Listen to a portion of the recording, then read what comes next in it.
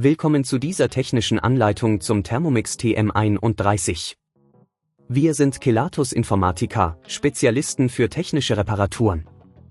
Wir holen dein Gerät direkt bei dir zu Hause ab, führen eine kostenlose Diagnose durch und schicken dir einen Kostenvoranschlag, bevor wir reparieren. Keine Anrufe, keine Fahrten. Wir befinden uns in der Calle Joaquin Maria Lopez 26, Madrid. Bequem, transparent und professionell. Link in der Beschreibung. Wenn deine Thermomix TM31 komische Geräusche macht, insbesondere ein furchtbares Schleifgeräusch von den Messern, könnte das auf ein Problem mit dem Potentiometer oder dem Panel hindeuten.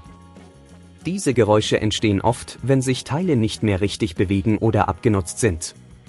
Wenn du das Problem nicht rechtzeitig behebst, kann es zu weiteren Schäden an deinem Gerät führen, was die Reparatur teurer und komplizierter machen kann.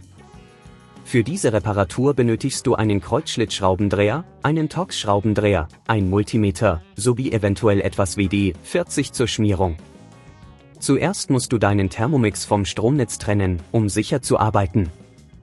Lege ihn auf eine stabile Oberfläche und entferne die Schrauben an der Unterseite mit dem Kreuzschlitzschraubendreher. Achte darauf, die Schrauben an einem sicheren Ort aufzubewahren, damit sie nicht verloren gehen. Nachdem du die Unterseite entfernt hast, siehst du das Innere des Geräts. Überprüfe den Potentiometer, der sich in der Nähe des Motors befindet. Oft ist es der Grund für die Geräusche. Um ihn zu lokalisieren, folge den Kabeln, die vom Motor kommen. Wenn du den Potentiometer gefunden hast, musst du die Torx-Schrauben entfernen, die ihn an Ort und Stelle halten. Sei vorsichtig, während du arbeitest, um keine anderen Komponenten zu beschädigen. Wenn dir das an dieser Stelle zu kompliziert wird, denk daran, dass wir bei Kelatos dein Gerät zu Hause abholen und es dir repariert zurückschicken. Ziehe den Potentiometer vorsichtig heraus und ersetze ihn durch das neue Teil. Achte darauf, alle Kabel wieder richtig anzuschließen, bevor du die Schrauben wieder anbringst.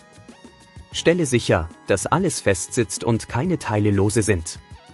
Zum Schluss setze die Unterseite des Thermomix wieder auf und schraube sie fest. Überprüfe, ob dein Gerät jetzt einwandfrei funktioniert und keine Geräusche mehr macht. Um zu verhindern, dass das Problem erneut auftritt, achte darauf, deinen Thermomix regelmäßig zu reinigen und die Messer gut zu warten. Eine sorgfältige Nutzung kann ebenfalls helfen, Abnutzung zu vermeiden. Wenn du kein Risiko eingehen willst, bei Kelatos holen wir dein Gerät ab, reparieren es und liefern es dir nach Hause, deutschlandweit. Link in der Beschreibung.